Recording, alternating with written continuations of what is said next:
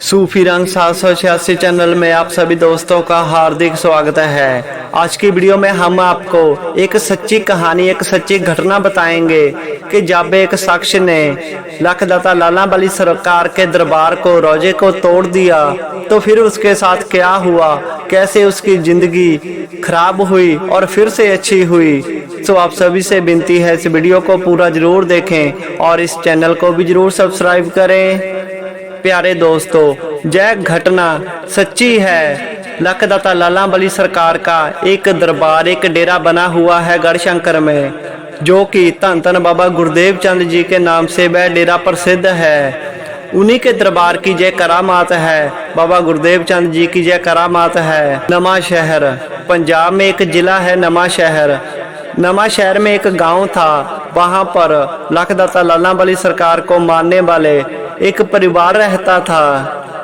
उनके घर में लखदाता लाला बली सरकार का एक रोजा, एक दरबार बना हुआ था। उनके बुजुर्गों ने वह दरबार इसीलिए तोड़ दिया, ये कहकर तोड़ दिया कि अब मुसलमान तो पाकिस्तान चला गया है, तो यहाँ पर उसके दरबार का क्या काम है। यही सोचकर उन्होंने पीर बाबा के दरबार को शहीद कर दिया, उनके चिरागों को शहीद कर दिया और उनके स्वरूप को नहर में छोड़ दिया। इस तरह उन्होंने लखदाता लाला बली सरकार की बेअदबी की पूरे परिवार ने।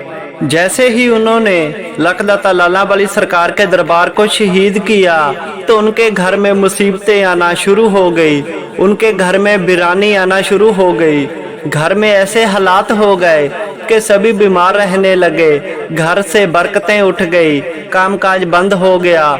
धीरे धीरे समय गुजरा तो वह रोटी के लिए भी मोहताज हो गए। उनके परिवार में एक छोटी सी बच्ची थी जिसकी आंखों की रोशनी भी चले गई।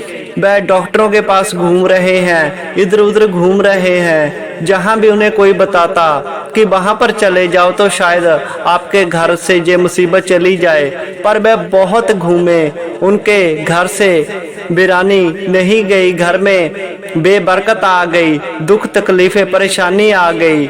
जब वह थक हार कर मरने के लिए तैयार हो गए कि ऐसे हालात उनसे अब देखे नहीं जा रहे थे, सहन नहीं हो रहे थे, काम इतना ज़्यादा खराब हो गया कि वह बहुत ज़्यादा परेशान हो गए। तो वह रब की बारगाह में दुआ करने लगे कि हमें एक रास्ता दिखाओ, हम क्या करें, हमसे क्या गलती हो गई। तो अल्लाह ताला ने, लखदाता पीर ने उन पर करम किया, फजल किया। तो किसी ने उन्हें बताया कि गढ़शंकर में लखदाता लाला बली सरकार का एक डेरा है, वहां पर एक कामुल मुर्शिद है, एक कामुल फकीर है जो आपको सही रास्ता दिखा सकते हैं। उन लोगों की बात मानकर वह बाबा गुरुदेव चंद जी के डेरे पर आए, आकर सजदा सलाम किया। जैसे ही वह बाबा गुरुदेव चंद जी की बारगाह में हाजिर हुए, उनके पास आकर बैठे तो आप सरकार ने उन्हें देखते ही कह दिया, आ गए आप तो कह रहे थे कि मुसलमान पाकिस्तान चला गया, तो इसके दरबार का यहाँ पर क्या काम है, अब मेरे पास आप क्या करने आए हो। यह बात सुनकर उनकी आंखें खुल गई कि उन्होंने तो कुछ बताया भी नहीं है और इस फकीर को कैसे पता चल गया। उन्हें मालूम हो गया कि जय कोई सच्चा फकीर है, जय कामल फकीर है। तो वह उनके चरणों में गिर पड़े और रो रो कर माफी मांगने लगे। वह रो रो कर अर्ज़े करने लगे, वह रो रो कर बाबा जी के आगे दुआ करने लगे कि हमें बख्श दे, हमसे बहुत बड़ी गलती हो गई, हमें रास्ता दिखाओ, हम क्या करें। तो बाबा गुरुदेव चंद जी ने लखदाता पीर जी के हुक्म से उन्हें ये हुक्म दिया कि आपने जैसे ही लखदाता पीर जी के दरबार को शहीद किया है, उन्हीं हाथों से सरकार का दरबार फिर से बनाओ, तो धीरे धीरे आपके घर के हालात सही हो जाएंगे। बाबा गुरुदेव चंद जी ने कहा कि जैसे ही आप पीर बाबा के दरबार को बनाना शुरू करेंगे, उस दिन से ही आपके घर से बेबरकती चली जाएगी, धीरे धीरे आपके घर में सुकून, सुख, शांति आ जाएगी। और जिस दिन आपने पीर बाबा के दरबार को पूरा तैयार कर दिया, उसी दिन से रहमतें आपके घर पर बरसेंगी और आपको पीर बादशाह इतना देंगे कि आप सोच भी नहीं सकते।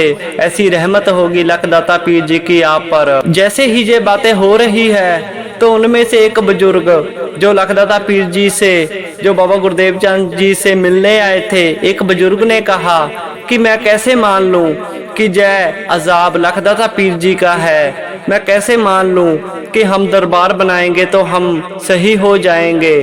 तो बाबा गुरुदेव चंद जी ने कहा कि आपके घर में एक छोटी सी बच्ची है जिसकी निगाह चली गई है, मैं उसकी निगाह को वापस कर दूंगा। उसको सारी दुनिया दिखेगी पर आप नहीं दिखेंगे। जिस दिन आप इस दरबार को पूरा तैयार कर देंगे, आपकी उस बच्ची को आप भी दिखने लगेंगे। ऐसी बड़ी करामात सुनकर देखकर वह बुजुर्ग की आंखें खुल गई और वह रो रो कर माफी मांगने लगा।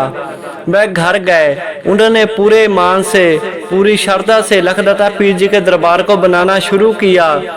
जैसे ही उन्होंने पहली ईंट लगाई तो वह बच्ची जिसकी आंखों की रोशनी चली गई थी, उसकी आंखों की रोशनी वापस आ गई और घर से धीरे धीरे बेबरकती जाने लगी।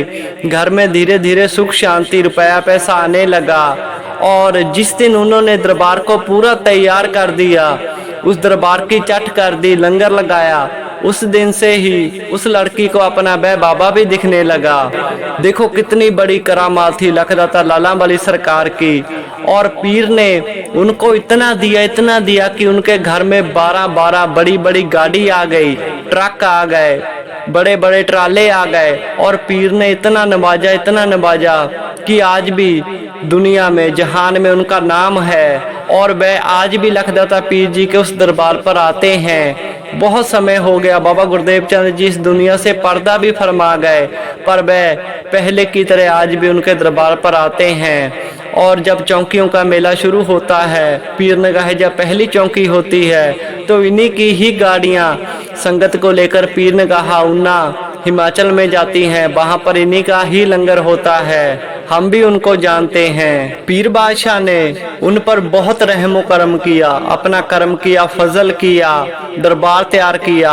और आज उनके घर में वही आलीशान दरबार है लखदाता लाला वाली सरकार का। वह पूरे ईमान से, श्रद्धा से, प्रेम भाव से सरकार को मानते हैं, बाबा गुरुदेव चंद जी को मानते हैं। उनको अपना गुरु भी बनाया उन्होंने। सो हमें कभी भी किसी भी पीर फकीर की निंदा नहीं करनी चाहिए, किसी को बुरा भला नहीं कहना चाहिए, किसी के दरबार को छूना नहीं चाहिए। अगर हम किसी को अच्छा नहीं बोल सकते तो माड़ा भी नहीं बोलना चाहिए। कभी किसी भी पीर फकीर वली औलिया की निंदा नहीं करनी चाहिए, नहीं तो इसका अजाब बहुत बुरा होता है। अल्लाह पाक ऐसे इंसानों को कभी माफ़ नहीं करते हैं। बस आप श्रद्धा से, प्रेम भाव से, इश्क से अपने पीरों मुर्शिद की इबादत करें, सेवा करें, उनसे डर कर रहें, अल्लाह ताला से डर कर रहें, तो हम जिंदगी में कभी दुख नहीं उठाएंगे, सदैव खुश ही रहेंगे। ये बात पक्की है। सो ऐसी करामात है लखदाता लाला वाली सरकार की। तो पीर बाबा की और वीडियो देखने के लिए इस चैनल को जरूर सब्सक्राइब करें।